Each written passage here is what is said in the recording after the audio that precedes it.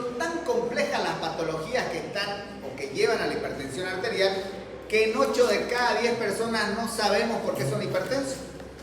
Estamos en el año 2024, casi 2025, y el avance tecnológico y el avance de conocimiento de la medicina nos ha permitido llegar a conocer en 20% de los casos el por qué se presenta la hipertensión arterial, o a causa de qué o debido a qué. En el resto, que son 8 de cada 10 personas, no terminamos por definir o por conocer cuál es el motivo que lleva a que una persona sea hipertensa. Y como no conozco esta relación causa-efecto, pues tengo que basar y hacer todo mi esfuerzo en tratar de evitar o limitar el efecto. Y eso es lo que hacen los antihipertensivos. Los antihipertensivos no buscan curar la enfermedad, buscan limitar o disminuir la probabilidad de que tengamos efectos de la hipertensión arterial, de que tengamos eventos cardiovasculares. Y eso también hay que tenerlo presente, porque muchos de los errores que cometen los pacientes es que toman algún antihipertensivo, de repente un tiempo después se toman la presión arterial, la presión está normal y dejan de tomarla. ¿Por qué? Porque pensamos que como los antibióticos, tomo mi antibiótico mientras tengo la infección, dejé de tener la infección, ¿cuál es el sentido de tomar el antibiótico? Pero con la hipertensión no pasa eso. ¿Por qué? Porque el antihipertensivo, aunque el nombre diga antihipertensión arterial, no tiene ninguna acción sobre modificar la evolución de la hipertensión bajo la esencia de la hipertensión, sino que todo el esfuerzo está centrado en limitar o evitar el efecto. Lo cual no significa que sea malo o que sea poco, es enorme, porque los efectos, las complicaciones cardiovasculares son desastrosas, tanto para la calidad como para el tiempo de vida que tenemos. No dice que los indicadores iniciales del síndrome a menudo están presentes antes que la elevación de la presión sea sostenida, pero eso pasa con básicamente todas las enfermedades. Primero se presentan los cambios funcionales, habitualmente también se presentan los cambios estructurales, y recién se van a presentar, sea la clínica, sea la sintomatología o sea los efectos. Y lo mismo pasa en la hipertensión. Es más, la hipertensión tiene una larga evolución, una larga serie de cambios fisiológicos, fisiopatológicos que nos permiten evaluar y poder identificar cómo desde el día 1 que comenzó la hipertensión, cómo pueden pasar muchos años hasta que nosotros podamos ver algunos cambios. En consecuencia, la hipertensión arterial no puede clasificarse solamente en función de los umbrales discretos de la presión arterial. Y esto termina siendo una falacia, porque ¿en base a qué definimos si una persona es hipertensa o no? ¿En base a qué? Al valor de la presión arterial. Y la definición y el concepto nos dice que no deberíamos definir la hipertensión arterial tan solo en el valor de la presión arterial. ¿Por qué? Por esto que les digo a ustedes. El hecho de que conozcamos los valores de presión arterial no es su función no es entender la relación etiológica entre la causa y el efecto, sino evitar el efecto. El antihipertensivo, el saber si un paciente tiene hipertensión o la hipertensión es grado 1 o grado 2, lo único que nos está diciendo a nosotros es demos más o menos medicamentos porque va a tener un evento cardiovascular. No nos dice que estamos modificando el curso de la hipertensión o estamos erradicando la causa de la hipertensión. Por eso nos dice que no se basa en estos valores de presión, y por eso el éxito no siempre radica en el valor de la presión. El controlar o alcanzar un objetivo de presión arterial, lo único que me ayuda es a disminuir el riesgo de que se presente un evento cardiovascular. Y cuando hablamos de eventos cardiovasculares, hablamos de cosas tan sencillas como mortalidad por cualquier causa, mortalidad de origen cardiovascular, infarto de miocardio, accidente cerebrovascular. O sea que no va a ser no son para nada despreciables estos eventos cardiovasculares, y tratar de evitarlos pues nos va a cambiar todo. La progresión está estrechamente asociada a anomalías cardíacas y vasculares, funcionales como estructurales, que dañan. Miren qué órganos dañan: el corazón, los riñones, el encéfalo, los vasos sanguíneos y otros órganos. Y este daño va a generar uno de dos caminos: o nos incrementa la morbilidad, es decir, complica nuestra calidad de vida, o nos acerca precozmente a la muerte. pero es uno de los dos caminos a seguir. Gente, por favor. Todo este maravilloso concepto se lo puede reducir en algo un poco más sencillo. No es del todo completo, pero es sencillo de entender. Donde nos dice que la hipertensión arterial no es nada más que la elevación persistente de la presión arterial, pero de manera no fisiológica.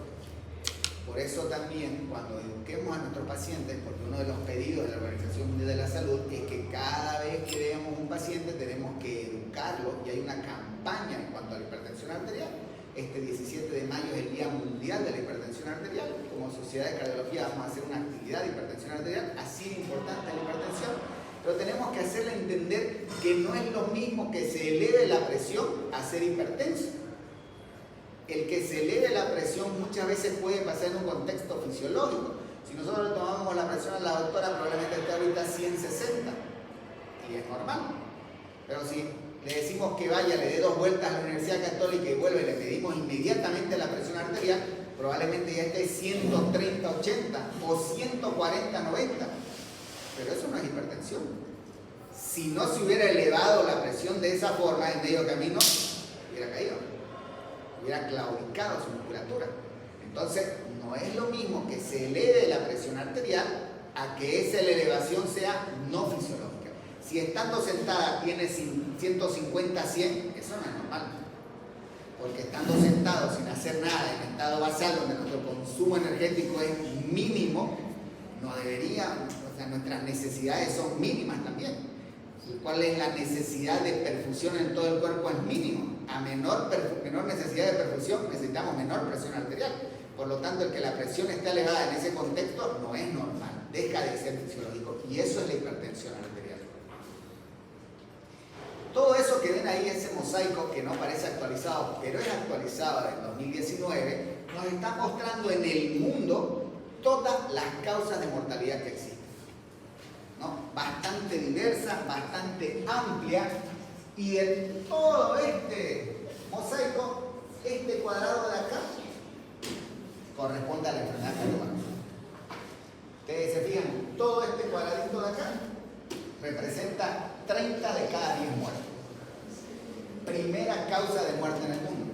Y nosotros podríamos bajar un poquito y meternos con la diabetes, meternos con la enfermedad renal crónica, y seguiríamos, o podríamos argumentar que sigue siendo enfermedad cardiovascular. Pero si nos quedamos con esto, seguimos hablando de enfermedad cardiovascular como primera causa de muerte, y vemos cómo del panorama de todas las posibilidades de muerte que tenemos, 30 se deben a esto. Y una de ellas termina siendo la hipertensión arterial, que también, si nosotros comparamos con las otras imágenes que forman parte, los otros cuadraditos que forman parte de las causas de muerte dentro de la enfermedad cardiovascular, fíjense que al menos en tercer lugar queda, ¿no? Sin conocer qué son los demás, nos queda claro cómo la mitad de todo el cuadrado grande lo ocupa la cardiopatía isquémica, al lado está el accidente cerebrovascular, y en tercer lugar está la hipertensión arterial. ¿Siguiente? Entonces, en esta larga lista de las enfermedades cardiovasculares, siguiente, nosotros podemos tener a la hipertensión arterial en líneas generales como la tercera causa de muerte dentro de las enfermedades cardiovasculares. Podríamos decir que pasa a cuarto lugar si es que separamos el accidente cerebrovascular entre el isquémico y el hemorrágico. Pero si lo mantenemos junto como accidente cerebrovascular, termina siendo la tercera causa de muerte. Pasa en el mundo esto y pasa exactamente lo mismo en Bolivia. Esta tasa de mortalidad o este valor en relación a la responsabilidad de la mortalidad asociada a la hipertensión arterial, por más que sea Bolivia, no es un dato nuestro, es un dato del exterior porque no producimos nada acá. Entonces, nos demuestra de la misma forma que el comportamiento en Bolivia es el mismo que afuera de Bolivia. Hace unos 10, 15 años podríamos discutir que no era igual, pero hoy es el mismo. ¿Entienden? Y fíjense, en el mundo 3 de cada 10 personas son hipertensas, en Bolivia 3 de cada 10 son hipertensas. Y cada vez van a ser más hipertensos. Pero también esto de la hipertensión arterial, o el catalogar a una persona con hipertensión arterial y el saber cuántos en el mundo somos hipertensos, también va en función de los valores que yo utilizo para definir quién es o quién no es hipertenso. Donde no vamos a tener ninguna duda es que seamos hombres, seamos mujeres, en la medida que nosotros vamos avanzando en la edad, más hipertensos vamos a ser, ¿no? Se dice que a los 80 años de edad, 9 de cada 10 personas que llegaron sin tener hipertensión arterial terminan siendo hipertensas. Es por eso que debemos conocer hipertensión arterial, seamos cardiólogos, seamos traumatólogos, seamos cirujanos, seamos dermatólogos. La Organización Mundial de la Salud y en Latinoamérica, a través de la Organización Panamericana de la Salud, con el programa HEARTS, nos pide que se debe medir la presión arterial a toda persona que entre al consultorio, independientemente de la especialidad a la que vaya. Si va al oftalmólogo, se le debe medir la presión arterial. Si va al dermatólogo, tiene que medirse la presión arterial. ¿Por qué? Porque es un síndrome clínico que no da síntomas y que el primer síntoma puede ser la muerte de la persona. Y en ese aspecto, ¿ya qué me importa la presión? Me importará solo para saber de qué murió, nada más.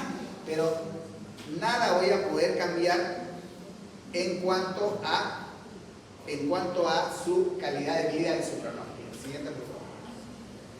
Y esto que pareciera que hoy en día no tenemos discusión, que lo decíamos, por ejemplo, con la definición de infarto, con la cuarta definición del 2018, pasa lo mismo con la hipertensión arterial. Este es el largo recorrido que ha seguido el definir cuándo una persona es hipertensa.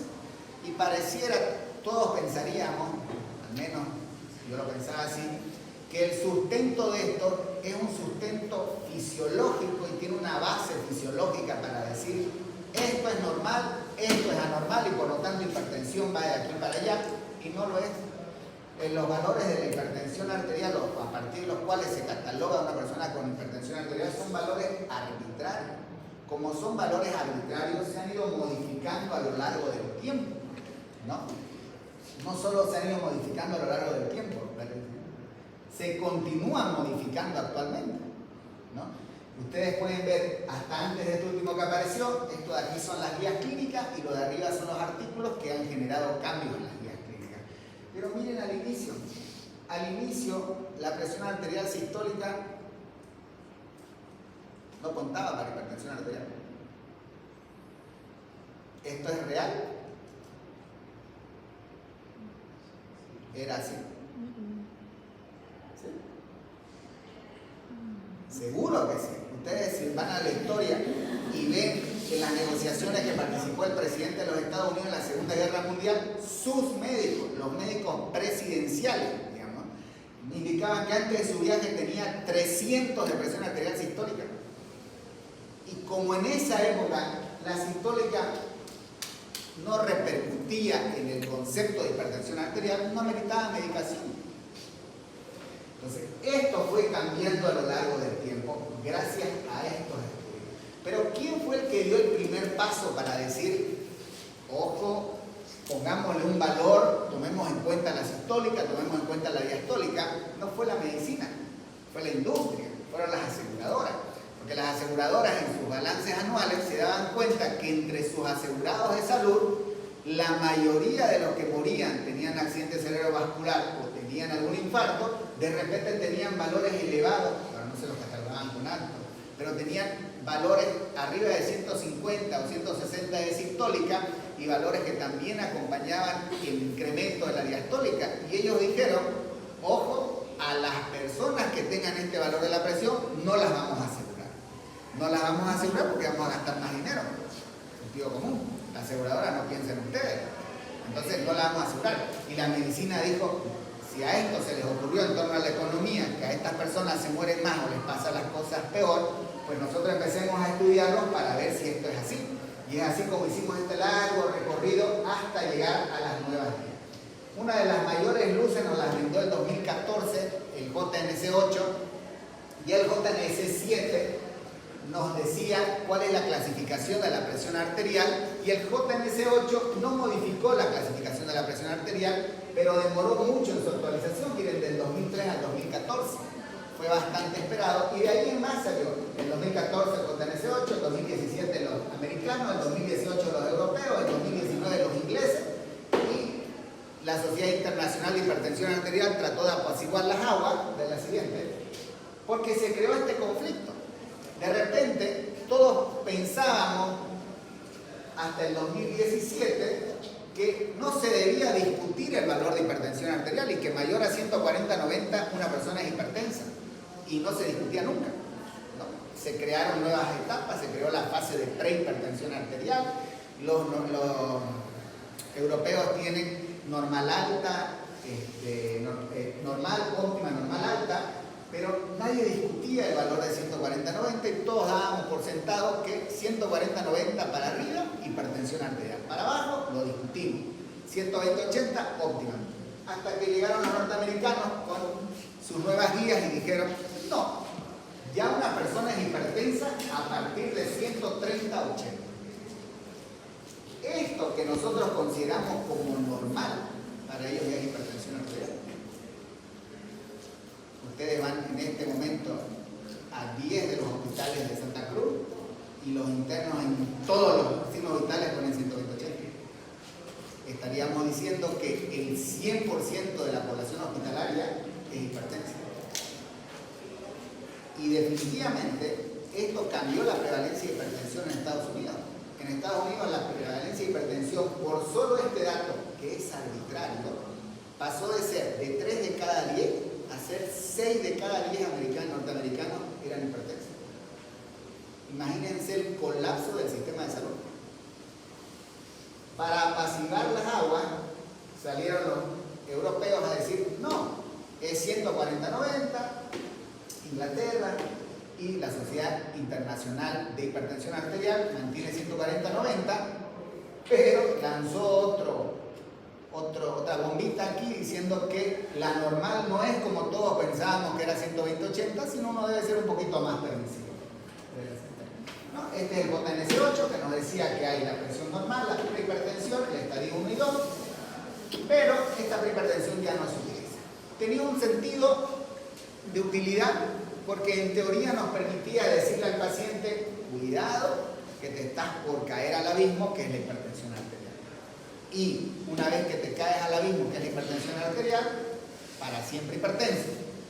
Pero ¿cuál era el mensaje que captamos nosotros en los pacientes? Era, tranquilo que tenés tiempo porque aún no sos hipertenso. Y no funcionó para nada.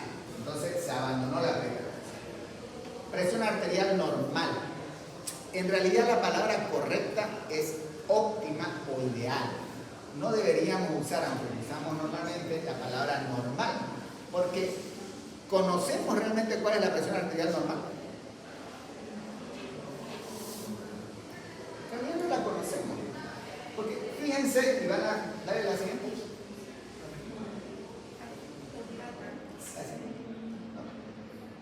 Fíjense cómo para todos hablan menor de 120/80. Esta es clasificación de la presión arterial, pero nadie hace énfasis para abajo, ¿no? Nadie nos dice, bueno, entre 120 y 100 vamos a ser prehipotensos. Entre 100 y 90 vamos a ser hipotensos grado 1, entre 90 y 70 vamos a ser hipotensos grado 2. ¿Por qué? Porque ella puede ser que su presión sea 170, la mía sea 120/70, la de ella sea 80/50 y los tres estamos funcionando normalmente. Entonces, no terminamos de conocer cuál es la presión arterial normal y probablemente nunca lo vamos a conocer. Porque para nosotros saber cuál es la presión arterial normal deberíamos experimentar en humanos. Nosotros podríamos decir, hagamos un estudio en la Universidad Católica, agarremos a 8 estudiantes, a cada uno modifiquémosle la presión arterial poniendo 120/70, 100/70, 90/70, 80/70 y allá bajemos la diastólica para abajo y veamos en el transcurso de los próximos 30 años quiénes se mueren. Aquellos que se murieron, vamos a decir que esa presión no era la normal. En cambio, aquellos que sobrevivieron, podemos decir quienes sobrevivieron más, que esa es la presión arterial normal. Pero no lo vamos a poder hacer, porque no se puede experimentar en seres humanos, ¿cierto? ¿O se puede? ¿Se puede o no? ¿Se puede o no se puede experimentar en seres humanos? ¿Se puede? Pero no sé. ¿Cuándo fue la última vez que se experimentó con seres humanos? ¿Cuándo? ¿No fue en la Segunda Guerra Mundial? La Segunda Guerra Mundial dio paso a todos los tratados que conocemos para no experimentar en seres humanos. Lo de Mengele, creo. Pero ¿cuándo fue la última vez que se experimentó en seres humanos? En la pandemia del COVID. A nadie le importó, pero era lo que debíamos hacer, porque teníamos una situación que era una catástrofe sanitaria mundial y debíamos preservar la salud de todos, ¿no?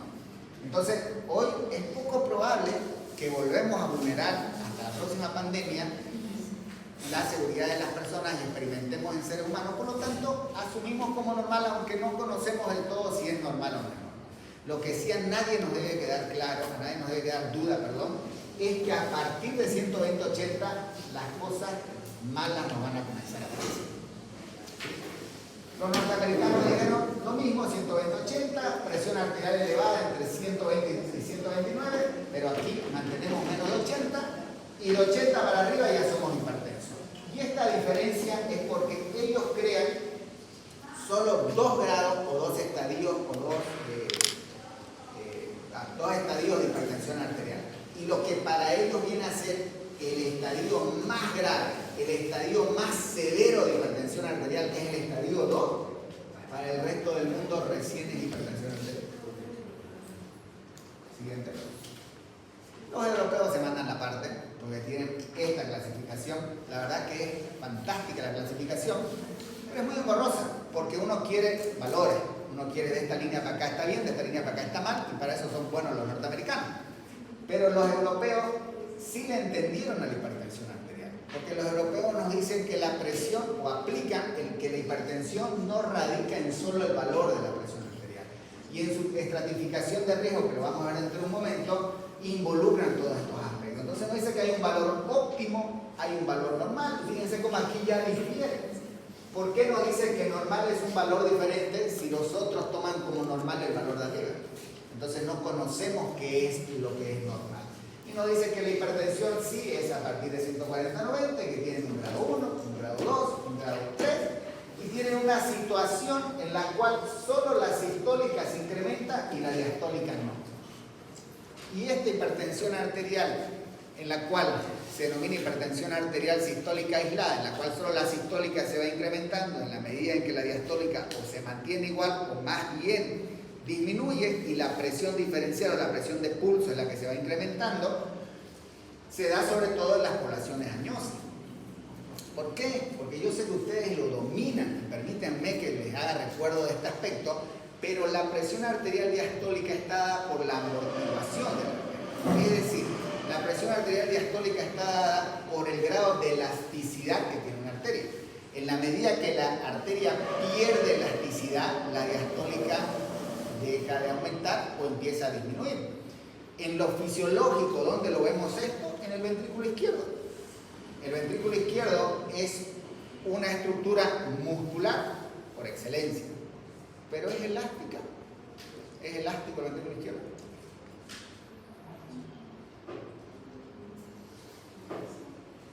¿Sí?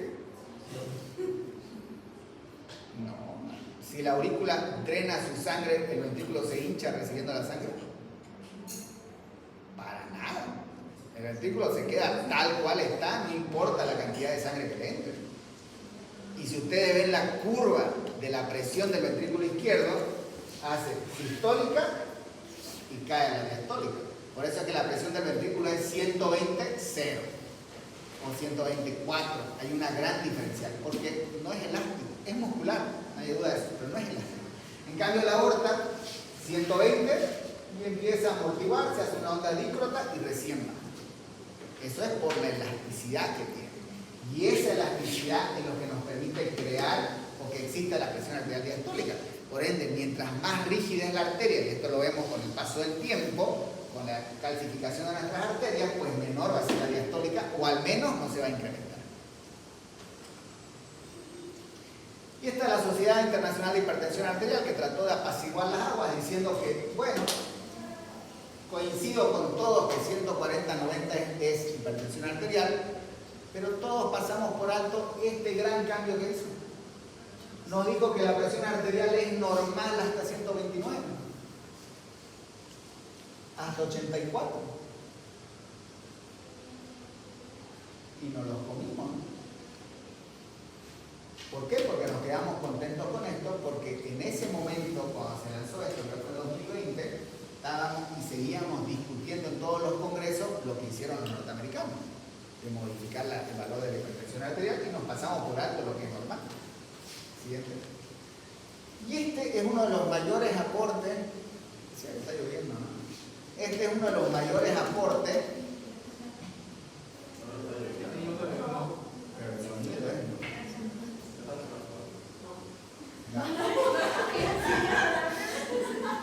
Este es uno de los mayores aportes de la clasificación de la hipertensión arterial de los europeos, porque le da el contexto clínico a la hipertensión arterial. Y nos habla de esto que hablábamos en cardiopatía isquémica, que es estratificar el riesgo. Porque si al final de cuentas en la hipertensión arterial la presión no lo es, el valor de la presión no lo es todo, y no debemos centrar nuestra acción en el valor de la presión, sino en la repercusión del valor de la presión en la persona, entonces deberíamos ver esos otros componentes que van más allá del valor de la presión arterial. Y nos lanza esta estratificación de riesgo que nos coloca. Aquí aún no somos hipertensos. Aquí ya somos hipertensos grado 1, grado 2 y grado 3. Si tan solo dependiera del valor de la presión arterial, nosotros veríamos cómo el grado 1 tiene bajo riesgo y el riesgo se incrementaría en función solo del valor de la presión arterial. Pero podemos no ser hipertensos, pero si ya tenemos enfermedad cardiovascular, tenemos insuficiencia renal, tenemos diabetes, tenemos componentes clínicos que incrementan o deterioran nuestra salud cardiovascular, aún sin tener valores elevados de la presión arterial, ya somos de muy alto riesgo. No necesitamos que nuestra presión se incremente.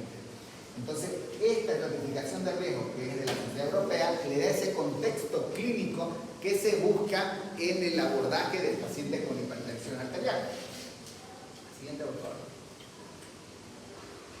De manera más reducida y más, tratando de que sean menos pasos o menos componentes, lo hace la Sociedad Internacional de Hipertensión Arterial, pero dice lo mismo.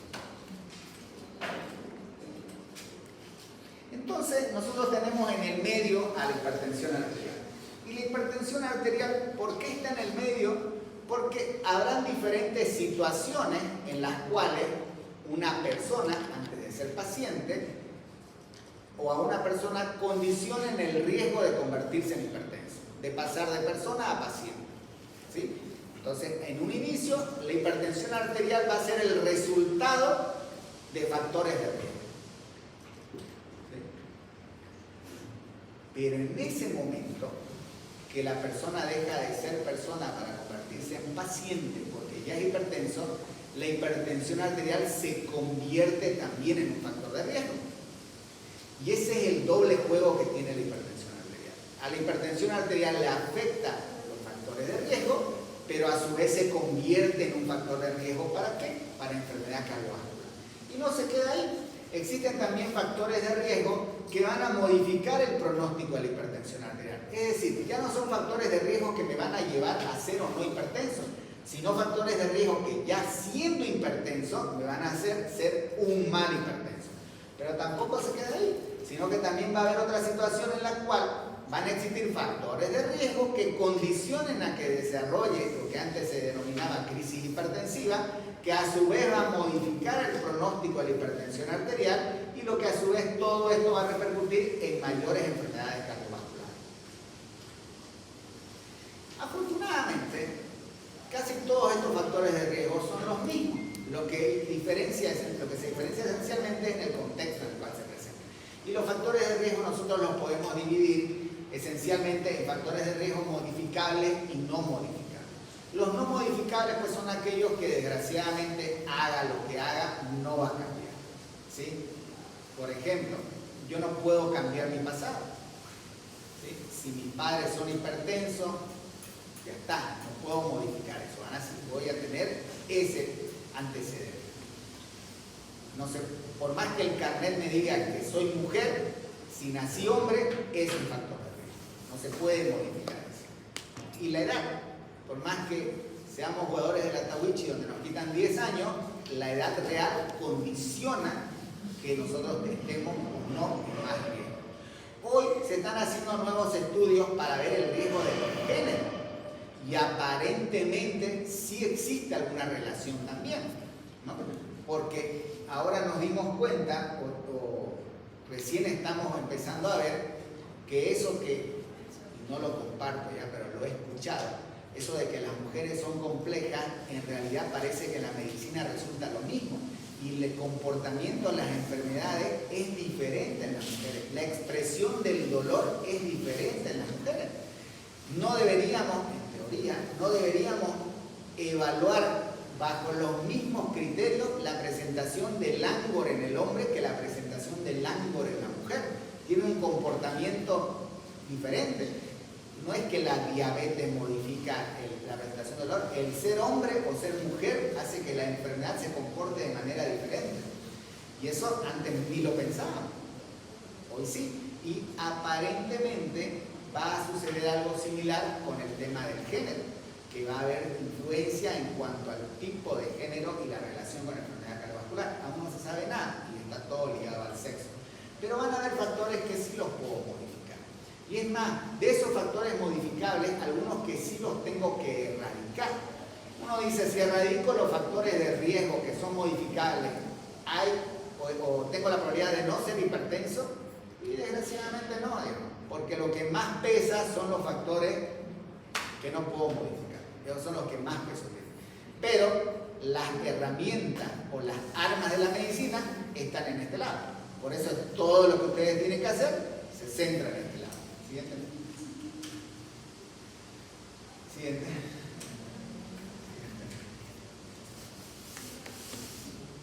¿Cuál es el problema con la hipertensión arterial? Pues sus complicaciones.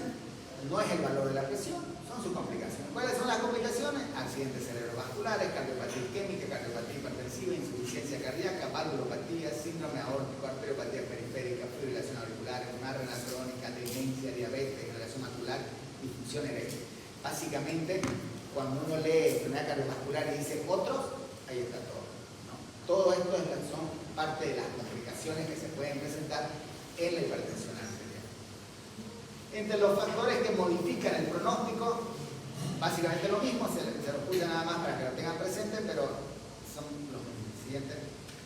Ya, la anterior.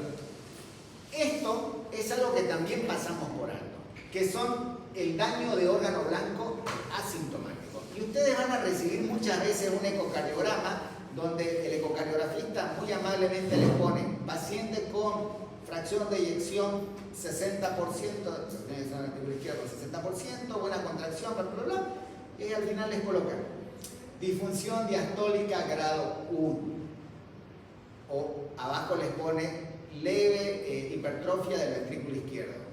Y nos centramos o nos quedamos con la fracción de eyección pensando que el corazón es solo esa bomba y que mientras no se altere la fuerza todo está bien. Pero nos está diciendo que cuando hay hipertrofia del ventrículo, cuando hay disfunción diastólica, ya hay un daño de órgano blanco. Ya el corazón ha sido afectado, ha sido dañado funcional o estructuralmente por la hipertensión arterial. Por eso no es lo mismo hablar de hipertensión arterial que de cardiopatía hipertensiva. La cardiopatía hipertensiva es la repercusión o el daño de la hipertensión arterial a nivel del corazón. Y tenemos situaciones sencillas también de medir, como el dosaje o estimar la función renal, evaluar si hay o no presencia de albúminas en la orina, el índice tobillo-brazo, la velocidad de onda de pulso. Estos dos, tanto el índice tobillo-brazo como la velocidad de onda de pulso, lo que nos va a mostrar es el estado de salud de los vasos sanguíneos. Es decir, nos va a evaluar la elasticidad de los vasos sanguíneos. Siguiente. Y obviamente ya entre los factores que modifican estarán ya no los factores de riesgo, sino que estarán ya las enfermedades o las comorbilidades, ¿no?, que son propias de este tipo de pacientes. ¿Bien? Cuando hablamos del tratamiento de la hipertensión arterial, que pareciera complejo, no es complejo. Nosotros partimos de que el tratamiento radica en... Bueno, podemos tener tres acciones, pero en dos acciones esenciales, porque son dos tipos de tratamiento o dos formas de abordar que no deben ir separadas. Uno es el abordaje no farmacológico, Y ese es el primer abordaje que debemos hacer. Desgraciadamente es el que menos se cumple. Porque el abordaje no farmacológico implica la famosa modificación del estilo de vida y de hábitos de vida, donde tenemos que reducir el consumo de la sal, mejorar nuestra alimentación, hacer mayor actividad física, limitar el consumo del alcohol. Eso no se puede. Entonces, aprovechándose de eso, valiéndose de eso, las empresas farmacéuticas lanzan 45 tipos de drogas antihipertensivas y nos vamos a ese lado que es el tratamiento farmacológico. Y seguimos haciendo las cosas mal. No ustedes ni yo, o sea, la cardiología. ¿Por qué? Porque desde el concepto que venimos diciendo que la hipertensión no es... En el tratamiento decimos que el tratamiento es no farmacológico y farmacológico, y más adelante, cuando definimos qué es hipertensión arterial refractaria al tratamiento, la definimos como aquella hipertensión arterial que requiere 4 o más drogas, pero nadie hace mención del primer tratamiento, que es modificación del estilo de vida. Entonces, ¿cómo podemos hablar de refractariedad al tratamiento si no se ha cumplido el primer paso? Si un paciente les llega al consultorio y es hipertenso, ustedes lo catalogan como hipertenso, lo primero que les tienen que decir es: incrementemos la actividad física, dejemos de fumar, disminuyamos el consumo de la sal sódica, bajemos de peso y veámonos en un mes o 2 meses, para recién definir si necesitamos o no iniciar tratamiento farmacológico. Si el valor de la presión arterial es demasiado alto, mayor a 150 o mayor a 160, le decimos lo mismo e iniciamos con tratamiento de la hipertensión arterial. Hubo mucha discusión en qué fármaco dar. Hoy en día es libre. Podemos dar el que nosotros querramos. Pero la nueva evidencia nos dice que de entrada es mejor dar 2 que dar 1. ¿No? Antes no era así, antes era 1 cualquiera, pero hoy nos dice mejor de entrada dar 2. Entonces los más felices, los laboratorios, ¿no? Siguiente. Pero miren los beneficios que podemos obtener con la modificación del estilo de vida. Nos dice con la pérdida de peso. Nosotros podemos reducir 1 milímetro de mercurio por cada kilo que bajemos. O sea que si el paciente tiene 20 kilos de más y baja esos 20 kilos, podemos llegar a no necesitar medicamentos porque va a bajar 20 milímetros de mercurio de la presión arterial. Dieta saludable. La dieta saludable nos va a ayudar en promedio a reducir la presión arterial en el paciente hipertenso 11 milímetros de mercurio. Disminuir el consumo de sodio en la dieta a través de la disminución del consumo de la sal sódica o de la sal común o de la sal de mesa. Y aquí una pequeña pausa en el sentido de que no importa si esta sal viene del Himalaya, si viene del mar o si viene de donde sea, todas estas sales tienen sodio. Por lo tanto, es exactamente lo mismo. Ninguna es mejor que la otra. Y ustedes van a ver que dice la sal del Himalaya más saludable. Mira, todo tiene sodio. El problema no es el componente del cloruro, el problema es el sodio de la. Entonces nos pide que disminuyamos o que tenemos que reducir el consumo de sodio. Junto con el sodio, pues la sal sódica. Pero nos da otra indicación y nos dice incrementemos el potasio en nuestra dieta. Ya no es solo reducir el sodio, sino incrementemos el potasio. ¿Por qué debemos incrementar el potasio? Porque el potasio es una molécula, un ion, un elemento cardioprotector. Entonces debemos incrementar el potasio. ¿Cómo hacemos estos 2 pasos en uno solo? Pues cambiando de la sal común de mesa por la sal potásica. Y la sal potásica están en todos los supermercados, en ese segmento que dice dieta y que nadie se acerca y pasa uno así un poquito más rápido. Ahí van a encontrar la sal potásica y uno debería cambiar y utilizar esta sal porque vamos a disminuir con ella el consumo de sodio y vamos a incrementar al mismo tiempo el consumo de potasio. Si alguno lo ha probado, no es del todo agradable. ¿No? Hay que tener una curva de entrenamiento del paladar para poder tolerarlo. Pero hay que hacerlo, ¿no? Es como todo cambio, como pasar del aceite común al aceite de oliva y que después se hace parte de la vida, digamos, exactamente lo mismo. Entonces, cuando ustedes le indiquen a su paciente, a su familia, lo que le tienen que decir es que al principio al menos, no debería ser así, pero al principio al menos, no se debe cocinar los alimentos con la sal potásica. La sal potásica se echa después de cocinado y se echa muy poquito. Tampoco está como la salsa, porque es horrible. Pero hay que hacerlo. Actividad física. Debemos incrementar la actividad física, ¿sí? Lamentablemente nuestro ritmo de vida hace que cada vez tengamos menos actividad física, ¿no? Ustedes están aquí en la universidad desde las 7 de la mañana hasta las 7 de la noche, en el mejor de los casos llegan a su casa y estudian, digamos. Entonces, menos actividad física y cada vez tenemos menos tiempo. Y cuando van o se inscriben a los gimnasios por las diferentes becas, promociones, 90% del tiempo hacemos selfies y publicamos nuestros estados, más que hacer actividad física. Pero lo que nos pide no es la gran cosa, nos pide al menos hacer 30 minutos de caminata a la semana. No logramos hacer 30 minutos a la semana. ¿Será que hacer 10 minutos igual ayuda? Cualquiera de esos cambios nos van a mejorar. Y la mejoría implica en mejorar la salud vascular y a través de la salud vascular, la salud cardiovascular.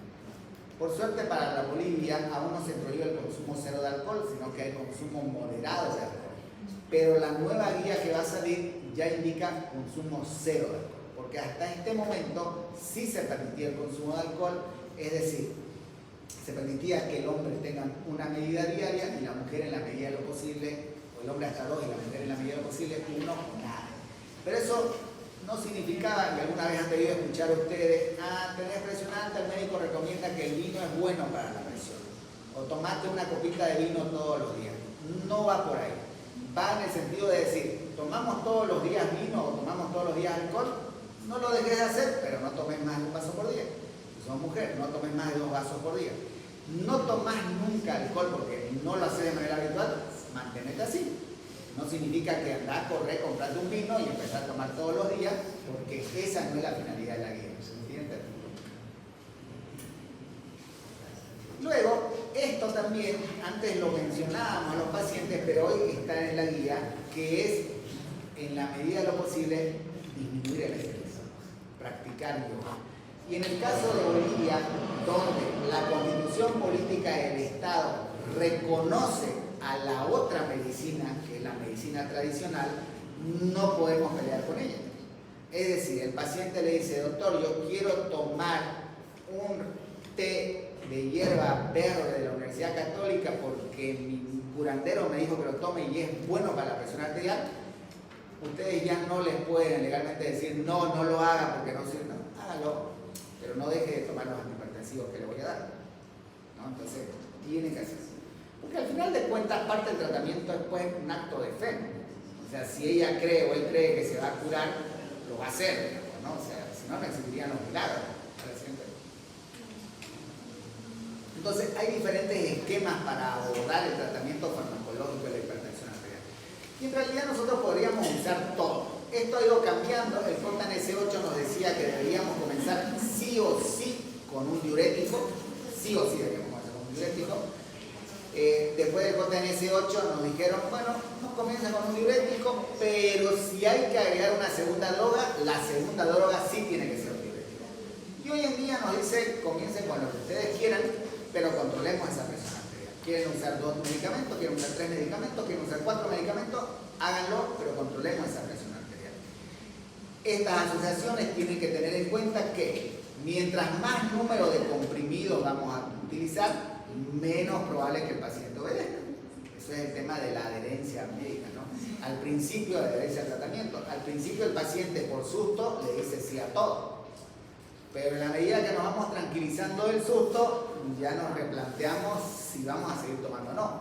Y es que ¿quién quiere tomar 6 medicamentos o 6 comprimidos a lo largo del día? Nadie. Y encima que el médico le diga, no, tiene que tomar este cada 12 horas, este cada 8 horas, este cada 6 horas y este cada 24 horas, no. Entonces, ¿qué se trata de buscar? Que al elegir los medicamentos, estas asociaciones estén en la medida de lo posible en un solo comprimido. Tenemos antihipertensivos que vienen 3 tipos diferentes de antihipertensivos en un solo comprimido, una sola toma diaria, entonces es más factible y es mucho más probable que el paciente lo realice versus tomar un comprimido por cada cosa en diferentes tiempos. Y de la misma forma también tenemos esto de los conceptos de la polipin, en donde ya no es solo diferentes tipos de antihipertensivos en un solo comprimido, sino que diferentes tipos de drogas en un comprimido, ¿no? Entonces también hay estas polipil con estatinas, entonces me permite que en una sola toma, una sola vez al día, abarque muchas veces. Tenemos un montón de grupos antihipertensivos. ¿Cuál conocen ustedes? A ver. Los inhibidores de la enzima convertidora de angiotensina, o IECA, los antagonistas de los receptores de angiotensinógeno tipo 2, que son los ARA2, los beta-bloqueantes, los diuréticos. ¿Cuál? Claro, los calcio antagonistas, los bloqueadores de los canales de calcio, ¿qué más?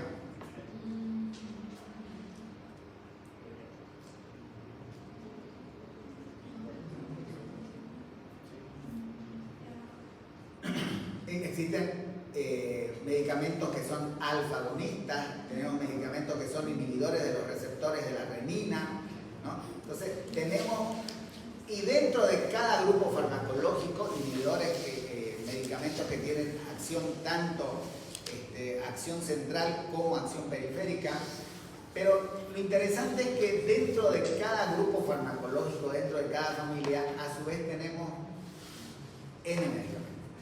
Dentro de los IECA, enalapril, lisinopril, ramipril, tenemos dentro de los ARA2 peor, losartán, tenemos valsartán, candesartán, telmisartán, olmesartán, tenemos de todo.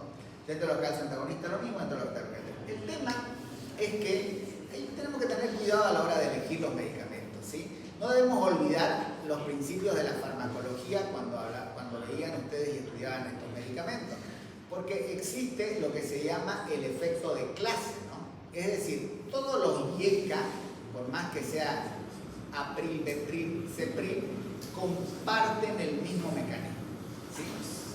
¿Qué? ¿Cuál? ¿El efecto adverso?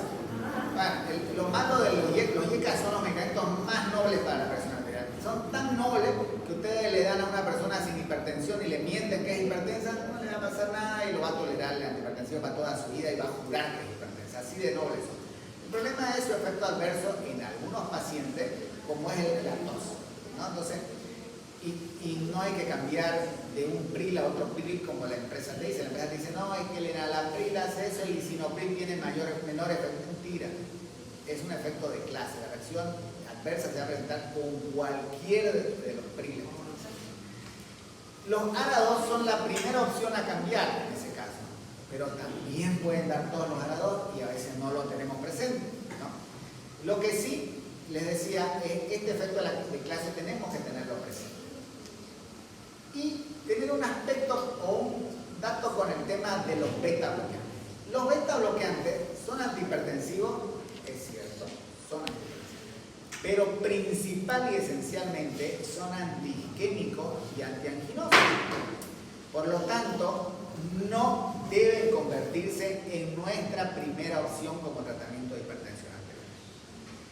El uso de los beta bloqueantes debe convertirse en la primera opción siempre y cuando el paciente, además de su hipertensión, va a requerir tomar beta bloqueante. El paciente tiene una arritmia cardíaca que incrementa su frecuencia cardíaca y yo le voy a dar un beta bloqueante y es hipertenso, pues arranco con el beta bloqueante. Si el paciente viene con angina y es hipertenso, pues arranco con un beta bloqueante. Y este efecto es un efecto de clase, ¿no? De todos los LOL, ¿no? La betalol, el carvedilol, el propranolol y todo, ¿no? Hasta que apareció el último beta bloqueante, que es el nebivolol. El nebivolol. El nebivolol es un beta bloqueante, sí, pero están por expulsarlo de la familia de los beta bloqueantes porque no tiene una acción de beta bloqueo como tal, tiene una acción más vasodilatadora que beta bloqueador. ¿Ya? Tiene una acción a nivel del óxido nítrico que genera vasodilatación. Entonces, hoy sí se plantea que podríamos arrancar como primera elección con el nebivolol a pesar de ser beta bloqueador. Pero el resto de las situaciones no debería ser. ¿Cuándo entra como opción los beta bloqueantes? Cuando necesitamos utilizar más de un medicamento. podemos utilizar hierro beta bloqueante, pero en particular cuando independientemente de la hipertensión arterial, este paciente va a recibir un beta bloqueante. Hoy no deberíamos estar viendo evolución natural de ninguna enfermedad, pero aún la vemos. Y en la hipertensión arterial lo bueno es que la evolución natural se simplifica, porque hay un solo camino a seguir, ¿no? Y dale la siguiente, este camino, o este camino a seguir tiene un solo punto de llegada, ¿entiendes? Que es la muerte del paciente. Entonces, cuando el paciente de ustedes le dicen que es hipertenso y les dicen no quiero tomar ningún medicamento, fantástico. Le dan esta hojita y le dicen, a ver, elija de qué quisiera morirse. Infinidad de caminos que nos llevan a Roma y Roma es la muerte, ¿no? ¿Por qué? Por el concepto de hipertensión arterial, ¿no? Está involucrado con todo. Va a dañar los principales órganos, que son los órganos vitales u órganos vitales. Bien, antes de entrar a la crisis hipertensiva, ¿se entiende hasta acá? ¿Alguna pregunta de hipertensión arterial? No. Existía antes este término que aún se lo maneja en las emergencias de nuestros hospitales, que es el término de crisis hipertensiva. La crisis hipertensiva hacía alusión a un valor elevado de presión arterial, que hoy lo denominamos hipertensión arterial severa, ¿sí? Que se podía comportar de una de dos formas. Una de ellas es que en ese momento ocasionaba y generaba daño de órgano blanco, ¿sí? Sea que se produzca un infarto, sea que se produzca la ruptura de la aorta, sea que se produzca insuficiencia renal aguda, sea que se produzca un accidente cerebrovascular, o sea que se produzca la muerte, pero cualquiera de estas situaciones generaba daño de órgano blanco. Y a ese tipo de crisis hipertensiva se la denominaba emergencia hipertensiva. Y luego nos decía que existe otro tipo de crisis hipertensiva en la cual también parte de que existe una hipertensión arterial severa, pero que en ese momento no genera daño de órgano blanco, sino que eventualmente, si no hago nada, sí puede generar daño de órgano blanco. Y a ese tipo de crisis hipertensiva se la denominó urgencia hipertensiva. Y hasta ahora, o hasta hace poco tiempo, nos manejábamos de esa forma. Pero la evidencia nos fue mostrando muchas cosas. Nos fue mostrando que la emergencia realmente es una emergencia y que debemos actuar porque hay un daño literal de un órgano, de una estructura o del funcionamiento de nuestros órganos. Pero en la otra situación hay solo incremento de la presión arterial y nada más. Por lo tanto, ¿dónde está la urgencia? ¿Y qué generaba esto? Y que lo seguro, espero que ya no, pero seguramente lo han visto alguna vez, que llegaba un paciente a una emergencia con un valor de 170, 100 de presión arterial y desde la enfermera, el interno, todo el mundo empezaba a gritar, a buscar captopril sublingual, digamos, ¿no? Y el paciente no tenía nada más que la presión arterial. Y un paciente que deberíamos agarrar y decirle, tranquilo, tome su medicamento, vaya a su casa, saque ficha con el cardiólogo y que él vea qué hace con la presión arterial. En cambio, aún en el Hospital San Juan de Dios, hasta el año pasado, ese tipo de pacientes terminaban internándose. Absurdo total, ¿no? Entonces, se fue cambiando la terminología y primero dijeron, no existe la crisis hipertensiva. Solo existe la emergencia hipertensiva. ¿Por qué no existe la crisis hipertensiva? Perdón, porque la única opción de crisis hipertensiva es la emergencia hipertensiva, porque la urgencia hipertensiva como tal no es una urgencia. Ah, ya, entonces no la llamemos urgencia hipertensiva, llamémosla hipertensión arterial severa asintomática. ¿Y dónde está la crisis? Ya no hay crisis, porque nos dice simplemente tenemos 48 horas al menos para reducir en algo la presión. Y por eso es que hoy se saca el término de crisis hipertensiva, se deja solo el de emergencia hipertensiva y a la que conocíamos como urgencia hipertensiva la dejamos como hipertensión arterial severa asintomática.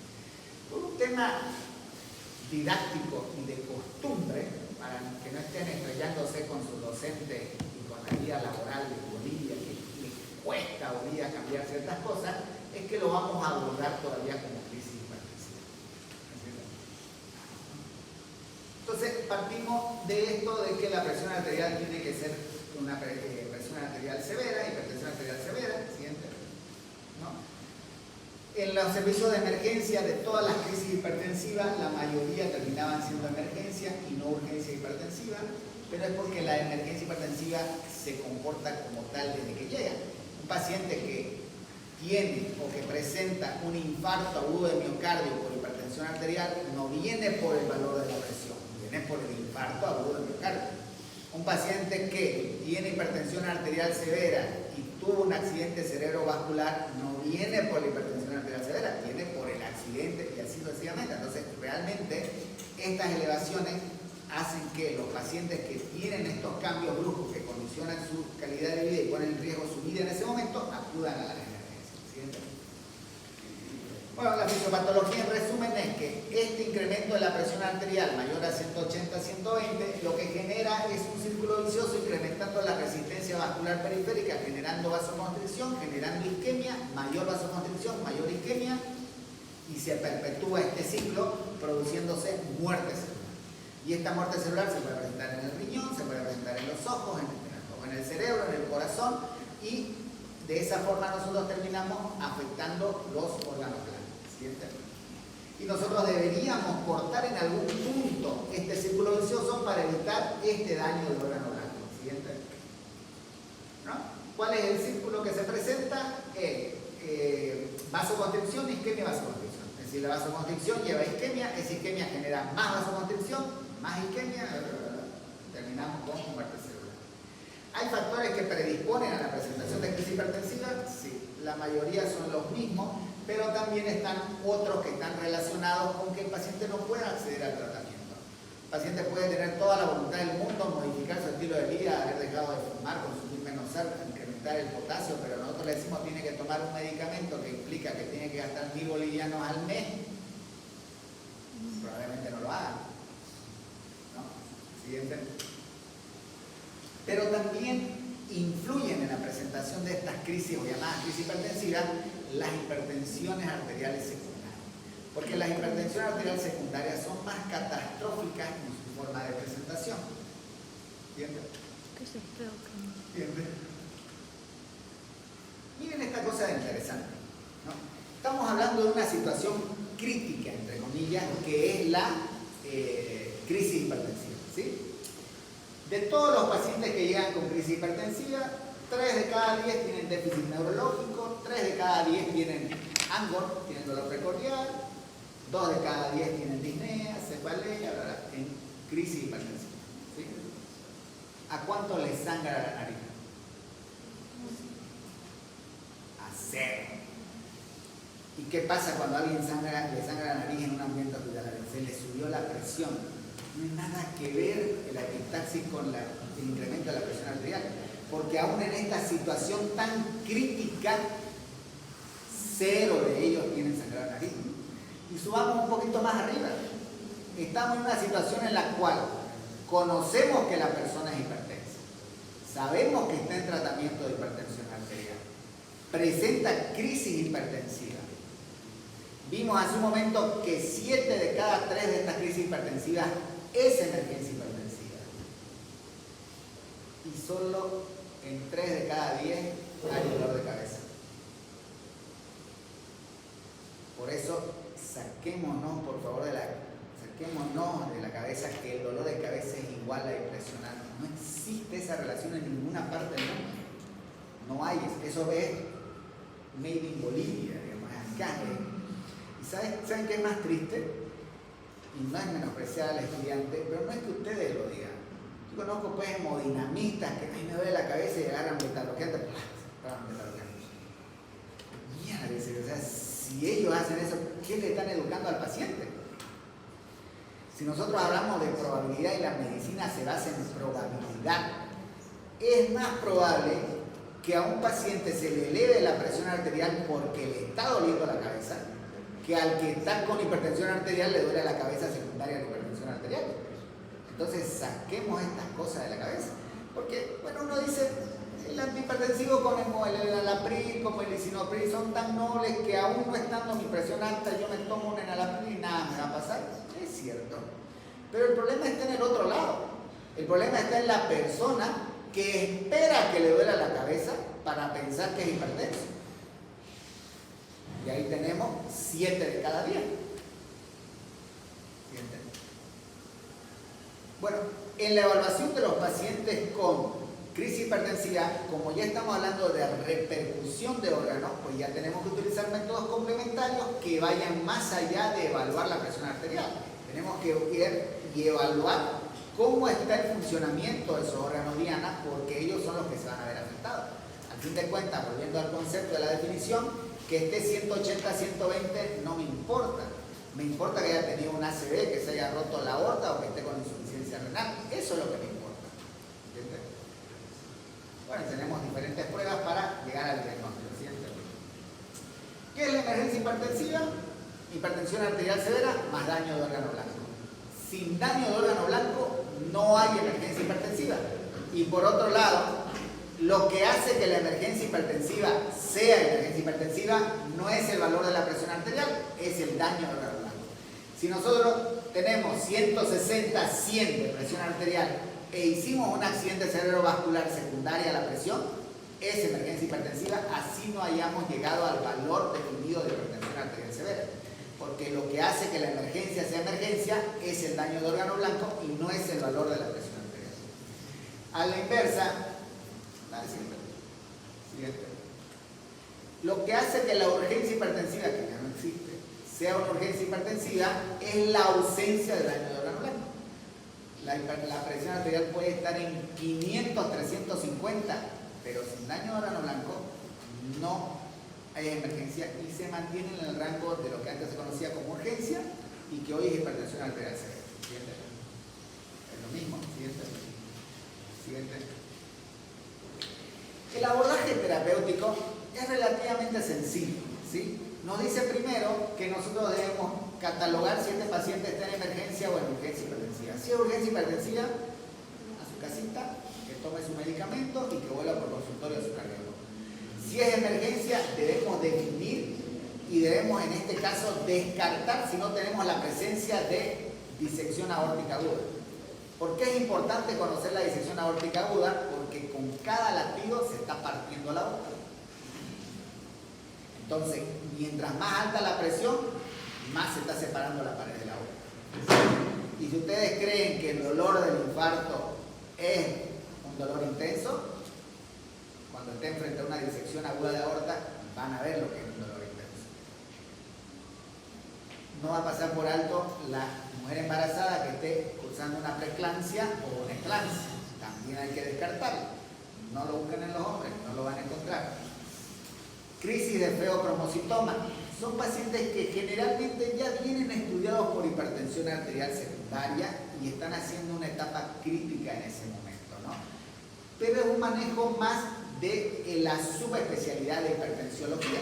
Pero debemos buscar estas 3 situaciones. Si tiene una de estas 3 situaciones, debemos actuar inmediatamente y reducir a la brevedad la presión arterial sistólica hasta menos de 140. Y debemos ser mucho más estrictos en la disección aórtica, donde debemos bajar a menos de 120. ¿Por qué? Por lo que les dije un momento. Cada vez que está latiendo el corazón, está separando esa pared de la aorta y en algún momento se va a romper. En cambio, si no tiene ninguna de estas 3 situaciones, tranquilicémonos, bajemos 25% la presión arterial y esa es nuestra meta. No es nuestra meta agarrar y normalizar la presión arterial, porque más bien podemos generar daño. Y es más, dentro de este manejo, tienen un manejo separado el accidente cerebrovascular hemorrágico y el accidente cerebrovascular isquémico. Porque si hay un órgano que yo tengo que preservar su perfusión, es el cerebro. Porque si me va a quedar una plantita, prefiero que se muera, bueno, no le he modificado nada, no le he impactado nada en su calidad de vida. Siguiente.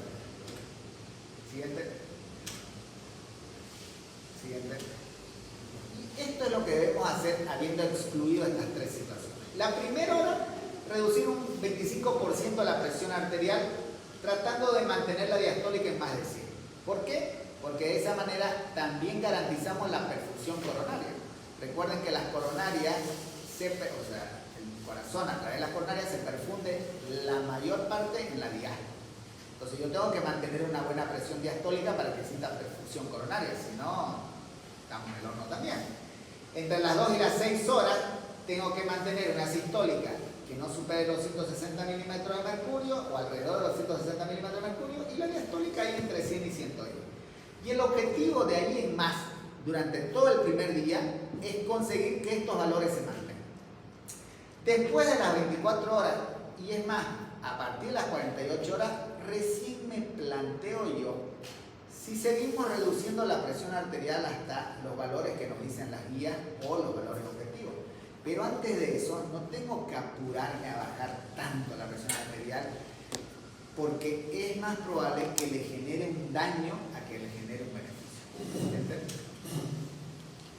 Y el manejo de la emergencia hipertensiva también tiene diferentes drogas, pero en este caso las drogas son parenterales.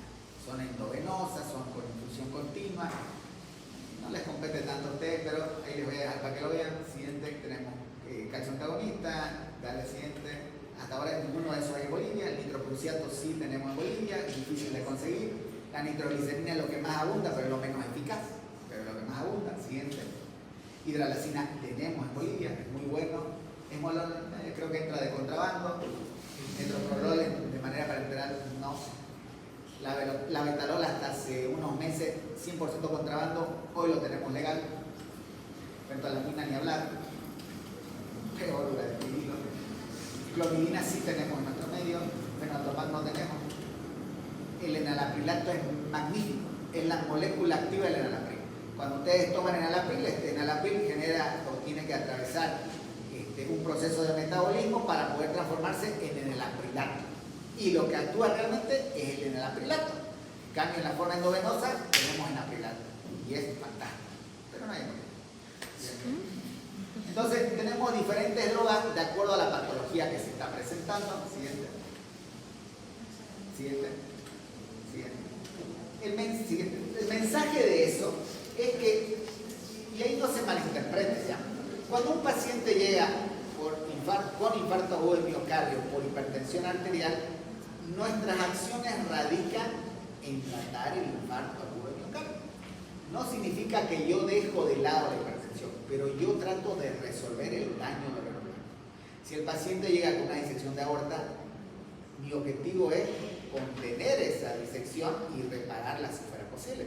Ustedes recuerden de qué murió Albert Einstein, ¿no? Albert Einstein murió por una disección de aorta. Cuando entró su cirujano y le abrió la barriga, se dio cuenta que la aorta se rompió y que estaba contenida en un hematoma. ¿Y qué es lo que hizo? Que en esa época no existía. Agarró papel celofán, ¿no? Y envolvió la aorta en papel celofán. Y cerró el abdomen. Uno dice, qué estupidez, qué brillantez lo que hizo. Le permitió vivir 7 años más a Albert Einstein. Y gracias a eso hoy tenemos la endoprótesis, porque la endoprótesis tiene ese principio, es mejorar el papel celofán que contenía o envolvía a la aorta para evitar que aunque se rompa, pues la sangre no salga y esté todo contenido ahí. Entonces, la disección de aorta, cuando un paciente se presenta con disección de aorta, que es una emergencia plus, por decirlo así, el objetivo va a ser resolver eso a la par de controlar la presión.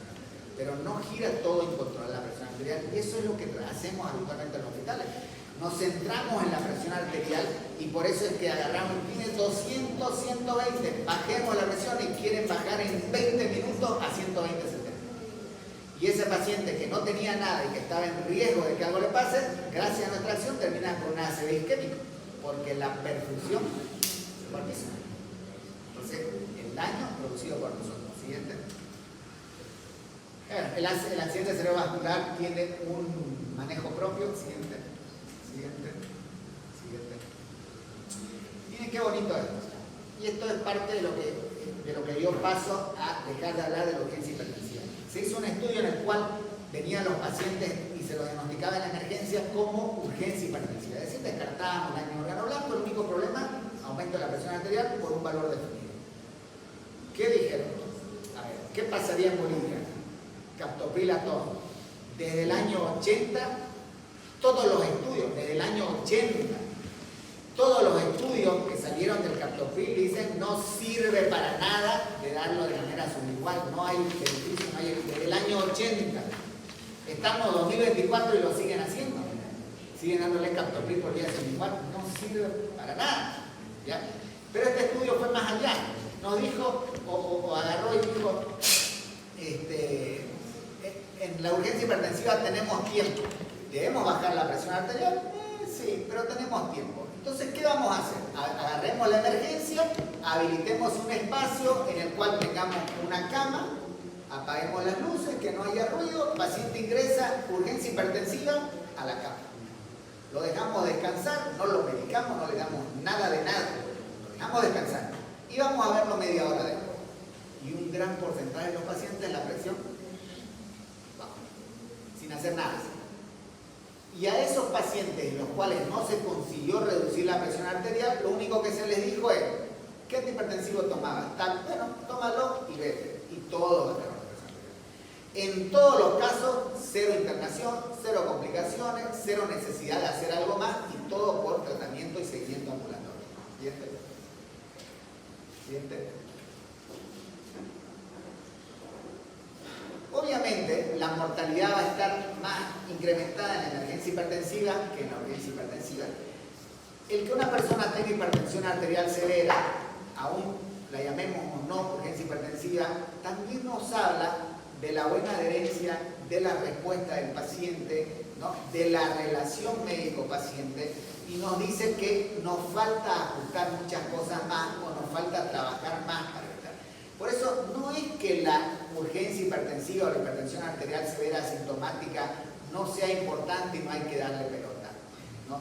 Sino que también tenemos que entender lo que nos está diciendo. Nos está diciendo que en el mejor de los casos nosotros somos los mejores médicos del mundo, pero el paciente no nos está haciendo caso. O somos los mejores médicos del mundo, el paciente nos hace caso, pero no tiene plata para comprar medicamento. Y de ahí en más todas las demás posibilidades, pero algo no está funcionando en el tratamiento de la presión arterial, por eso es que presenta episodios de presión arterial o hipertensión arterial severa. Siguiente. Siguiente. Siguiente. Miren cómo cae el pronóstico o el riesgo de los pacientes a medida que pasan los años, ¿no? Esto, o la mortalidad, es totalmente diferente a la emergencia hipertensiva. Y si hablamos de morbilidad, es peor todavía. ¿Siguiente? ¿Por qué se quitó? A ver, otra cosa que quiero que se vea. ¿Por qué el tema de la prehipertensión arterial, entendido como le dije hace un momento, no resultó beneficioso? Es cierto. Pero eso no significa que el prehipertenso, sea o no denominado así, no tenga mayor riesgo que el que no tiene prehipertensión. Es decir, el que esté en el área gris entre 120 y 140, es cierto que tiene menos riesgo que el de 140, pero tiene más riesgo que el de 120. Entonces, va por ahí el asunto. No va por ponerle un nombre o ponerle una categoría. Va por entender que a medida que se eleva la presión, se incrementa el riesgo. Y donde no tenemos duda, 140-90. Donde aún hay un área donde tenemos que trabajar de si debemos hacer algo más o menos, esta área gris. Y tratar de que todos tengan lo más cercano a los valores óptimos o ideales de presión arterial. ¿Alguna pregunta al respecto?